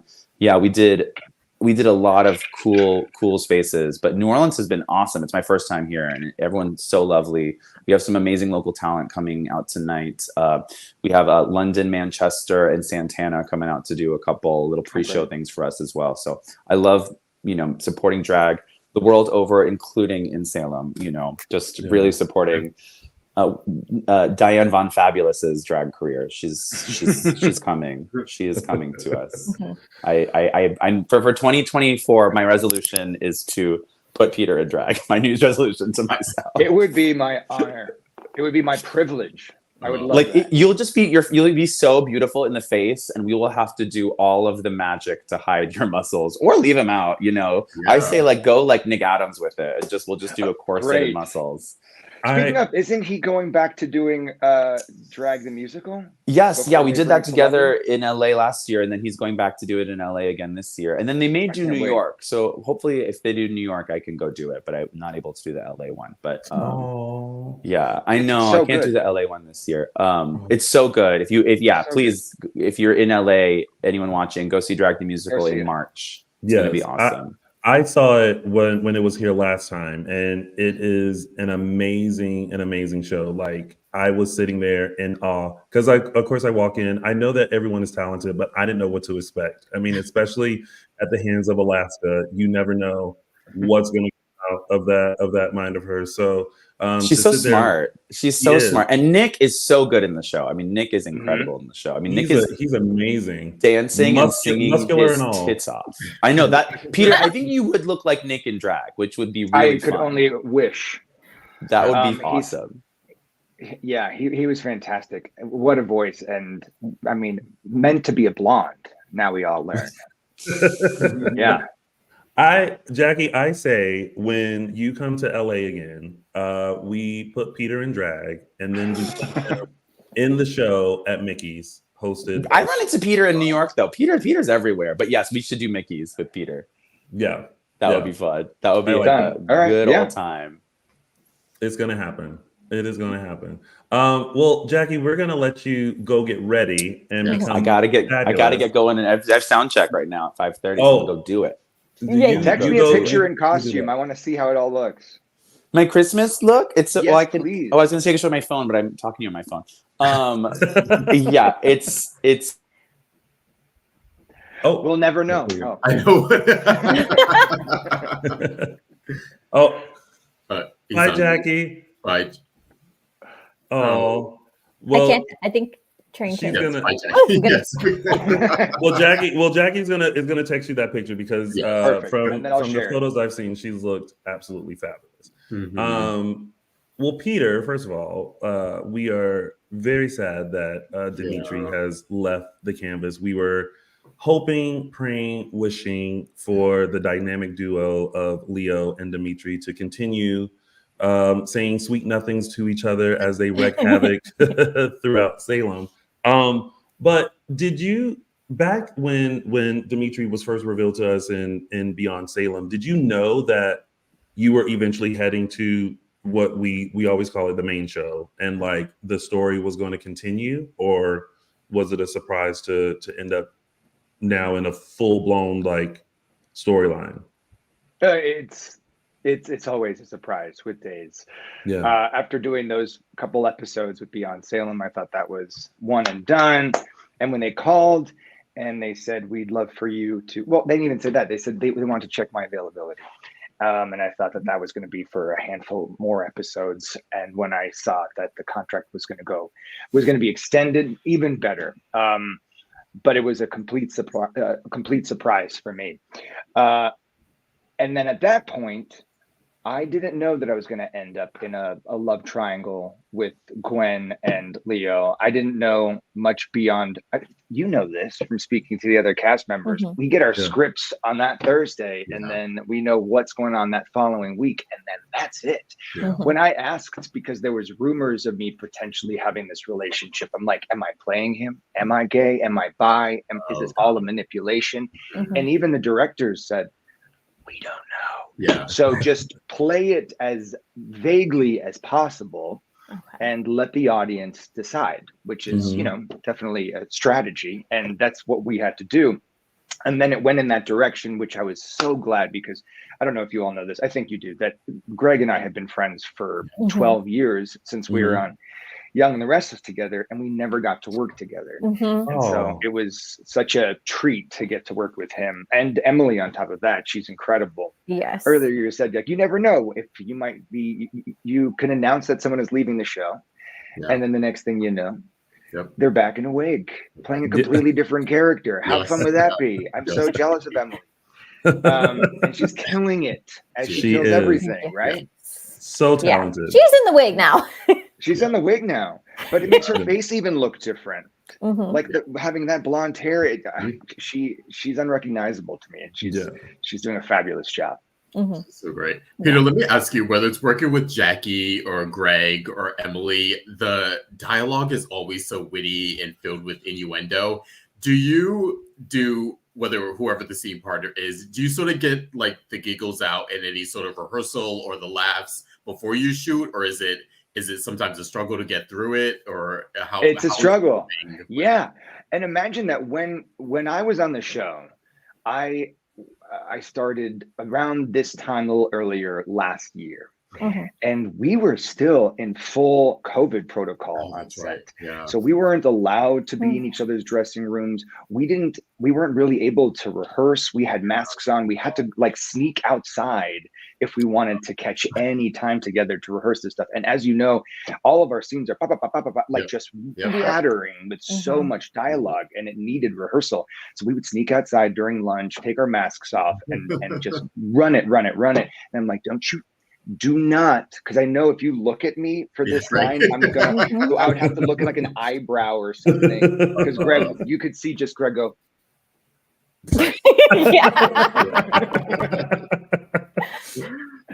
Yes. Oh, but it was so fun. Yeah, Ron writes such beautiful dialogue for those three characters, and by the time we were on the run, it was like a different genre. I didn't even feel like I was doing a soap opera anymore. We were doing like sitcom, we were doing like screwball comedy from the 40s. It was so fun. It was so silly, and Greg is the best scene partner for that sort of genre. It's very, very Lucy and Ricky. Totally, absolutely, yeah. And I love that genre. You know, I did a bunch of sitcoms, and it's my favorite. And the way that they shoot soap is so similar, where they have a wide and they have things that they can cut to, so you can be bigger. If you choose to be. You can use the space, and you can use your whole body, which isn't always the case on primetime television, where everything lives right here. So it was cool that they allowed us to even kind of play with that new genre, because I don't think we get too much on soaps. Usually it's pretty serious, right? It's very serious, and everything is very, very quick. Peter, how did you develop Dimitri? Because we were first introduced to you as like this very straight-laced, like Al Graham ISA agent who revealed to be Dimitri. And then by the time you were on the fisherman boat, up until you were wandering Horton Town Square in bed sheets as a ghost, like we just saw this evolution of this character. But how did you like create and build Dimitri to what we saw when we last saw him in Salem? That's a great question. I think it was not planned. I knew that going into this, I had limited information. I knew that he was emotionally stunted, pretty broken, very guarded, had a very clear directive, which was like power and money, and like a classic villain. which on paper is kind of boring, right? But that's what I had to start with. And there's a rigidity. Help me, guys. Yes, rigidity. To his, I mean, his body language. He was cold, and he was direct, and he was wooden, and that served him in the beginning. But I think that when he started to, first of all, when you get to know his mother, then it starts to break down a little bit of that shell. And then when you see him interacting with Gwen, I think that he fell in love with Gwen. And I think that Gwen saw him for who he really was. And then a little bit more of the onion got peeled away. And the more and more comfortable he became as a person and not this like tool of the state, you know, does that make sense? And then finally falling in love with Leo, he relaxed and he was silly and he allowed himself to be vulnerable. And that journey was, again, like I attribute completely to Ron and his team and it's so much more interesting, I think, to watch that kind of character and the dichotomy of being both like, and he says it to Leo in one of the scenes, like, don't forget, I tried to blow up the world. I'm still a bad guy.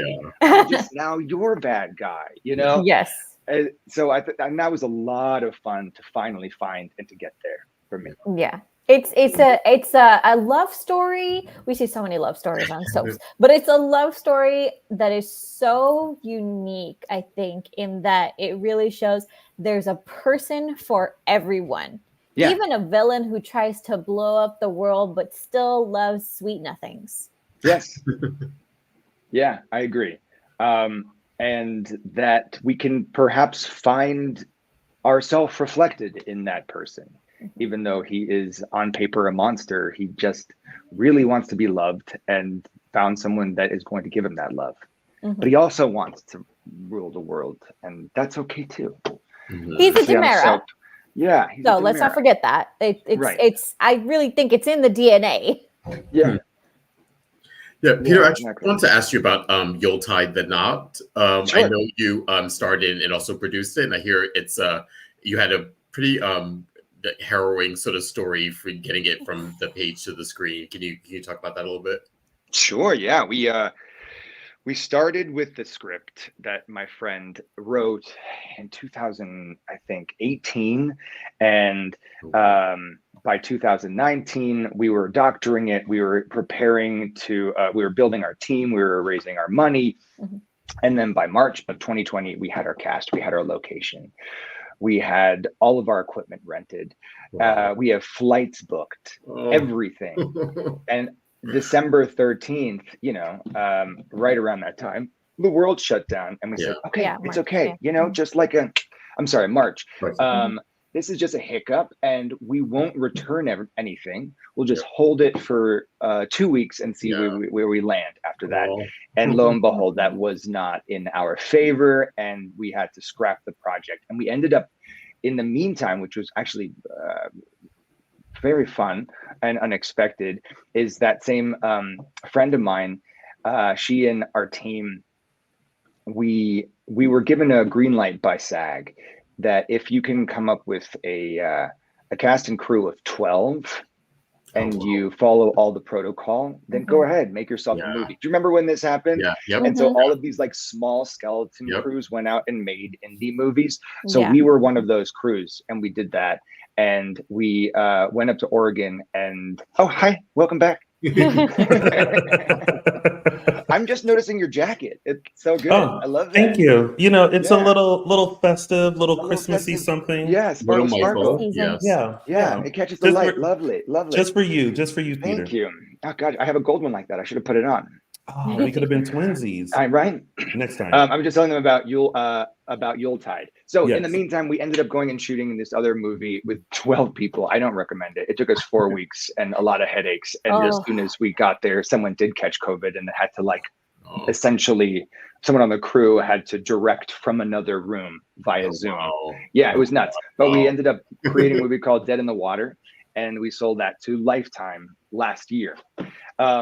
fast forward, we finally are good to go. We're out in the we're out of this pandemic and we're in the clear, and we have our cast crew, and we went and we shot it in March of last year, and we had a ball. I've shot a lot of Christmas movies, and we shoot most of them in August, and we use a lot of fake snow and batting and all these different things to create the illusion. But if you can use real snow, it really is very special. And we were lucky enough to catch the tail end of the snow season in Colorado in Steamboat Springs.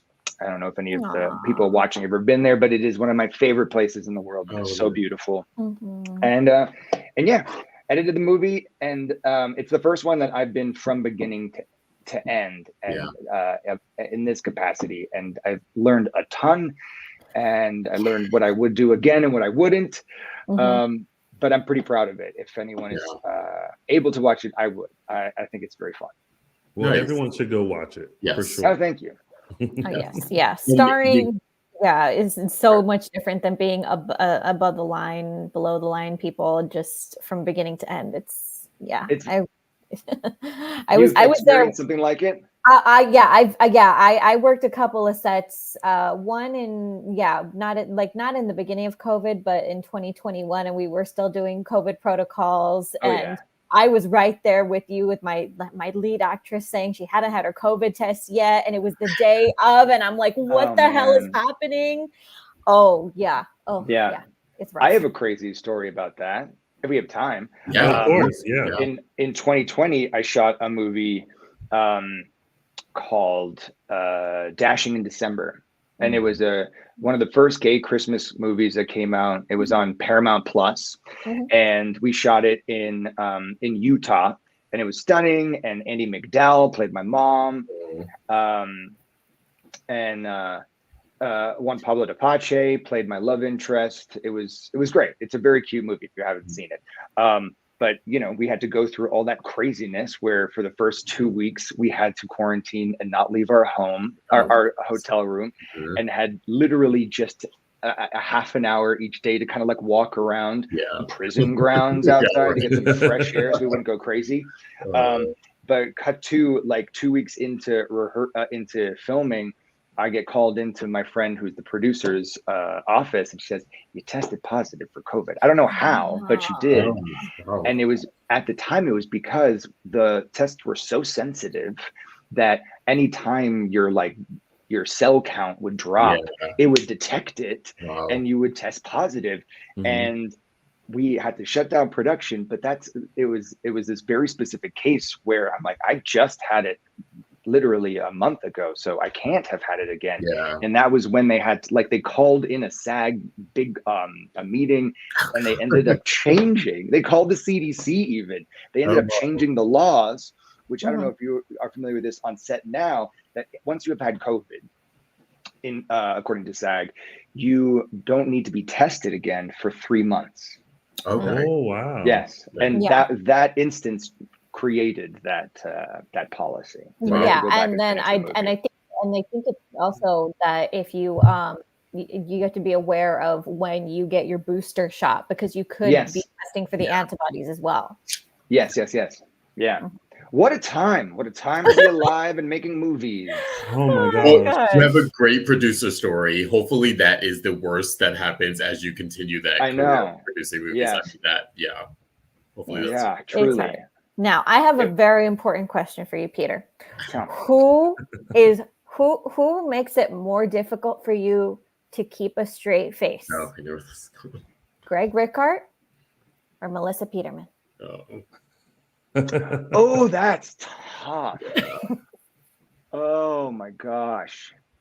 Oh man, they're both so funny.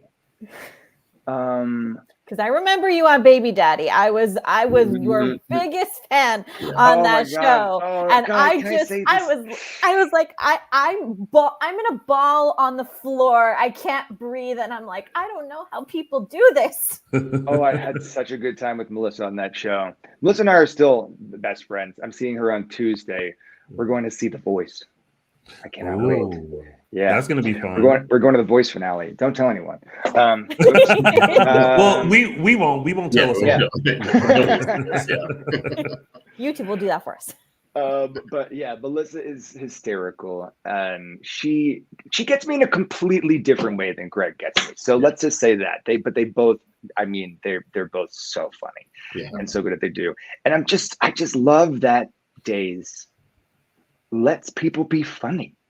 Yeah, you know, what other soap is like? Yeah, we're gonna write you classic setup punchline. No, I don't know anyone else that's doing that in this genre. That's so cool.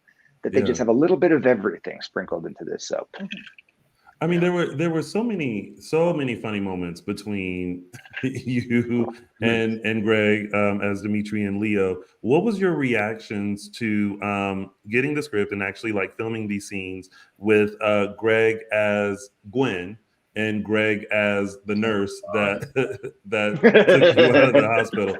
Because I was like, listen, I love a good wig and I love a good wig change, and Greg was like working it, but I was like, for you guys to be in these scenes, it has to be just a hysterical moment to read, like, you know, Leo as nurse or Leo as Gwen. How was it filming those scenes and seeing it was great. Because in most cases, again, I mean, you know, everything works so quickly that it isn't until I arrive on set that I see him in the costume for the first time, where there's no rehearsal beforehand in the wig. We don't know we'll rehearse it in our dressing room or out in or outside, but I'm not going to know what it's going to look like when he clomps over and heals, or like, you know, how he says the line and like moves a strand of hair from his face, which got me so bad. That's when I just have to like look at the lawyer and I'm like, I can't even look at you right now. And the way that he played it, where he didn't ham it up at all, but was he recorded Emily saying lines. Yeah, we heard that. And then he wanted to be as authentically Gwen as possible, which I love was the choice to play it that way rather than hamming it up. And yeah, it's hysterical, and I love that they let us do that kind of stuff, and we get to play. I mean, my wish every day as we leave is, God, I wish we just had like a few more takes. That now that we are on set together in this environment for the first time, I know we can find other stuff, but that's just not the nature of soaps. Yeah, it's quick. Yeah. I'll say this when I interviewed you guys at Day of Days and we were talking about the wig, and Greg said he nicknamed the nurse wig specifically the Sybil Shepherd, and once he said that, it immediately clicked. Like, yes, it was. Can't unsee that. I can't now. Every time someone mentions a wig in regard to Greg, I immediately get that picture, and it's the Sybil Shepherd, and it was spot on, Sybil Shepherd there. It's so really and I think Moonlighting just came onto Netflix, so he's having a ball with that. And he just did you see he just hosted at the Daytime Emmys? I'm so proud of him. We talked to him this weekend. We saw him. Fun. That's such a he's so great, and he's so talented, and he's so fun, and I'm thrilled that you know, Leo entered the canvas in all of his glory, and like the sassiness, just everything. Like for me, you know, I'm very appreciative of that, and especially representing LGBTQIA plus characters. And even though we had previously on the show, we had a super couple of Will and Sunny. I felt like we got another dynamic with Leo and Dimitri that I loved as well. You know, just this unapologetic, like, just love, this just want for each other, the constant, like, you know, oh, my baby cakes, oh, sweet, you know, sweetie pie, like, I loved like all of that, because it was a different take on you know, a gay couple. And even when Dimitri, you know, it was revealed that Dimitri was gay, and I feel like the moment for me where it all kind of came together was when Leo pretended to be Gwen, and had the lawyer also kind of mention how, you know, over in Alamania, like, you know, it's looked down upon, but he and his partner, he gets it, he understands. And I think you also really realize the love that Leo had for Dimitri. And I think Dimitri like saw the love that it was just, that for me was like the moment where I'm like, this is actually real. Because before that, we were just like, man, these little stolen moments that they're having, Gwen can't be that dumb to like not know that Oh, who gosh. would ever believe the Madonna concert in Iceland? Oh Like my God. there were so many like Agreed. moments, but in the end, like you all were such a great couple, and I'm so glad so that there was a appreciate it. payoff for Emily with that. Yeah. That she was given that she's not a dummy. Yeah. Not a dummy. That she knew the whole time that she was like dirty, rotten scoundreling us, and took off with the money. And I think there's a lot more to explore in that as well. If she were to come back and seek her revenge, because I mean, I would be pissed if I were her. But you're absolutely right. There was a nice balance, and I appreciated that, because we could have gone in the direction of just like waka waka waka. We're like, the two gay clowns that are just being cutesy together and having funny quippy lines, but they did marry that with scenes that showed that we really, really would do anything for each other. That it ultimately, I don't know if there really was another option for our storyline than for one person sacrificing themselves for the other. And I'm, I hate not being on the show, but I think that it was necessary to prove how much I loved him. Yeah. Also, in terms of dynamics, like just inserting gay culture into the show. Yeah. With dialogue, like, as in the previous incarnation we had Will and Sunny, it was more of a coming out story and showing sort of young love and people coming into their own. And now we have a different dynamic with Nicole and Dimitri, and you can take it in a different direction, and being able to have that on screen is appreciated. It's been such an amazing journey for these last, I'd say, 10 years that we've had, because it's been for that long since Will and Sunny. That was the big one that everybody loved. But out of that we got children and Christopher Sean, mixed families, and then we got the Allie and Chanel dynamic, and then you and Greg together. And it's just been, for us as an audience, it's been such a joy to see just the plethora of different loves. I'm so happy to hear that. I'm so happy to hear you say that. I think that it's a testament to all the viewers that this show can change with the time, and that our viewers aren't tuning in for a generic status quo representation of whatever soap the population of soap is.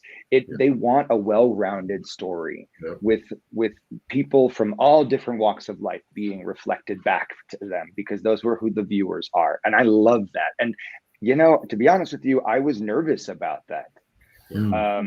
I work in a lot of pools, ironically, as a gay man, that don't necessarily always what I thought. What's the word for it? They don't always their target demographic isn't me. You know what I mean? With Hallmark movies, with Lifetime movies, they're not selling to me. And yet to be accepted and to have these kind of stories being told, accepted and celebrated, is really exciting and really humbling to feel. Yeah, but I always feel like they're missing like a whole demographic, because we love Hallmark movies and Lifetime movies and things like that, and I wish they would cater to that. Like I love the fact that Hallmark did start doing gay center stories, because listen, I'm a big fairy tale. Like, you can't tell me that one day I'm gonna have my Cinderella, Ariel, like Belle story at some point in life. He's got his shoe all picked out. Yeah, exactly. And I know exactly where I'm leaving it so that the Prince Charming can pick it up. But we like those warm, fuzzy feelings too. And I think we're in a time where we want to feel like we can relate, but we can actually see the people and relate to them. Like, instead of picturing myself as Carrie in Sex and the City, I would rather see myself living like that. So I think sometimes they miss the mark with that. But I'm always happy that Days, has these stories on the canvas and do have people that I enjoy and can relate to and go, oh, I'm a little Leo as well. And one day I'll have my Dimitri. It means a lot. I think it means a lot. It means a lot to me when I'm watching other shows. Yeah. And you say that they sometimes miss the mark, but I would say, like you said, that in the last couple of years, they sure are trying to get closer and closer to it. Yeah. Which is greatly appreciated by, I think, a huge portion of our viewership and our community. So, for instance, I mean, I did a gay Hallmark just earlier this year with Luke McFarlane, and it wasn't, and it was so charming, and it was one of their biggest fall harvest movies, which I didn't anticipate, and I freaking love. And my good friend Allie is going to be in the first ever lesbian Christmas movie on Hallmark. I think it might be tonight if it wasn't yesterday. Allie, check it out. Yes. And we've done 2 Christmas movies together, and she is my favorite Canadian. Sorry, Luke. If you make them, people will watch them. You just you make them, and they'll be consumed and appreciated.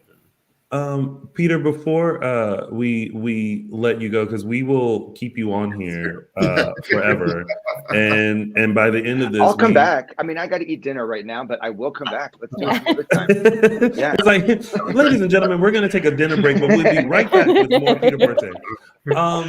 While you were on Days, is there anything that you wish that they had explored more, or is there anyone that you wish you had worked with more, just to dive in deeper to the Dimitri character? That's a great question. I think that I need to start therapy with Deirdre immediately. Everyone should. I've got daddy issues up the wazoo, and I clearly have mommy issues too. I have a lot of I'm a mess, and I need the help. So that would be someone. And then I think that the way that the story wrapped up with Gwen, I think that there's more there. I think that I want either that she comes and has her revenge and I have to explain myself to her. But I personally I made a mistake, when I was younger, and might have played with a girl's heart as I was going through my sexual awakening as a gay man. And it's an interesting concept to explore. And I think that might be something that could be explored with Gwen. I don't know how deeply they want to go into, sexual psychology on Days of Our Lives, but hell, why not? Hey, look, out of that sexual psychology, they did it once, and out of that sexual psychology, we got a whole actual freaking character. Oh, that's cool. Yeah, in little Ariana Horton. Oh yeah. Oh wow. And yes. Now that you're saying that, sexual confusion led to a child. So yeah. And I think that maybe that Dimitri is still a little sexually confused, because I always pictured him in love with Gwen. Yeah. That he really loved her, and it was weighing heavily on him to that the circumstances were around the inheritance, and that he met Leo, and he's just a confused guy. He's got a lot of work to do on himself. I mean, we felt that we felt that like there might have been a part of Dimitri that really was in love with Gwen, but there was something about Leo that just really took over him even more. Truly. But I feel like we were also like, Gwen would have went in on it with him. I know, like, right? Listen, look, I just need you to pretend to be my wife for just a year. I'm gonna pay you off a little bit, but let me just go be with Leo. And we've got all this covered. But yeah, it was like it was of the money. Yes. I mean, listen, we saw a shot of the check, and I purposely paused it. Yeah, because I was like, how much is this check?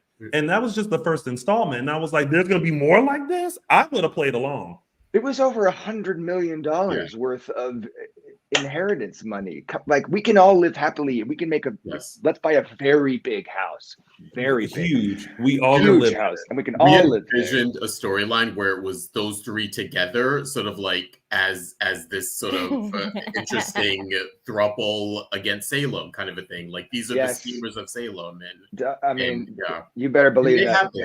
At lunch, we would go to Whole Foods, get our little meals and sit, and we called ourselves Guamitrio or something. Guamitrio. I like that. Guamitrio. And we were like, yeah, wouldn't that be fun if it became like this weird offshoot Threes company where all of a sudden, they would switch from a serious storyline to us just doing something completely out of left field. We're down for it. Yeah. Someday. I also want to point out that George Blackman in our chat says that you are an incredible actor and he loved you on Young and the Restless and Days and hopes to see you again soon. And we do too. We hope that, I was kind of happy that Dimitri and Leo missed the submarine, which, by the way, would have been an amazing exit to like. And I wish they would have shot it. I wish you guys would have made it and then got on the submarine and just waved and just lowered down into the water. And then just floated away. But I had such high hopes, and then I was so sad when Dimitri turned himself in, and then now he's in solitary confinement. I was like, oh, poor Dimitri. He's so bored.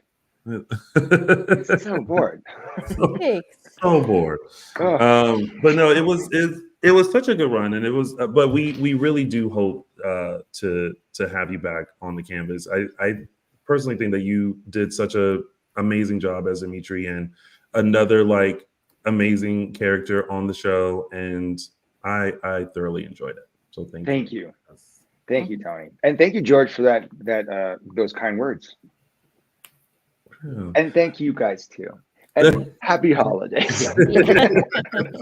Thank you, Peter, and happy holidays to you. And thank you so much for joining us today. And because we really wanted to make sure that we got a chance to talk to you and talk about your time on the show, which it took us all for a ride from Beyond Salem to Statesville or federal prison, whichever one. Supermax, baby. they were like clink clink. Oh boy. So it was great. And then we're also happy that Dimitri told Leo about the baby, because we're in for that ride as well. Mm-hmm. What a long journey that's about to be. You better believe it. I'm okay with it. We're okay with it now. We'll see. But thanks again, Peter. We really appreciate you, and yes, we hope that you get that phone call that Dimitri has either escaped prison or has been released and will be reconnected with the lovable Leo. I love it. I love it. This is not goodbye. This is farewell for now. Yes, for now. Take care. Happy holidays. I'll see you at Mickey's as well. Yes. Bye, Peter. Bye, y'all. Thank you so much. Thank you. Aww. He is delightful. He is so amazing. I hope that they free Leo. He'll be back soon. He'll be back soon. Definitely.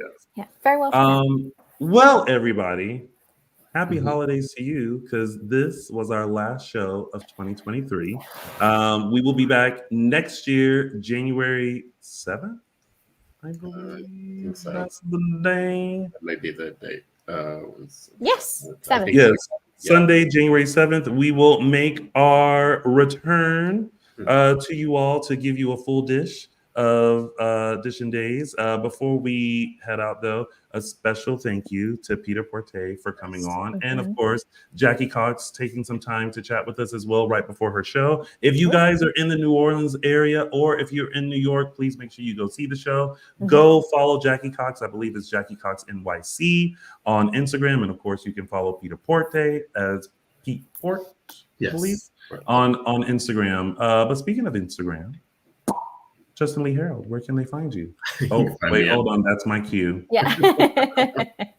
I've been doing so well. Hold on. Okay, now tell the people. You can find me on Instagram at Justin Lee Hareld. Araceli, where can they find you? You can find me on Instagram and Twitter at Tia323 Araceli. And y'all go yell at Michael Mattis and show some love to him as well on Instagram and Twitter at ML Mattis. And you can find me on all social media platforms at Lounge It with Tony. Thank you guys so much for tuning in. Thank you guys for always supporting us and our show. We wish you and your family a happy, wonderful holidays, New Year, and we can't wait to come back and serve up a full dish of Peacock's exclusive #1 award-winning hit soap opera, Days of Our Lives. You know what? I said award-winning, and I'm sure somebody said, well, they didn't win none yesterday. And if you did, y'all are rude. Anyway, happy holidays, everybody. We'll see you back here in 2024. Bye. Bye, everybody. Keep waving.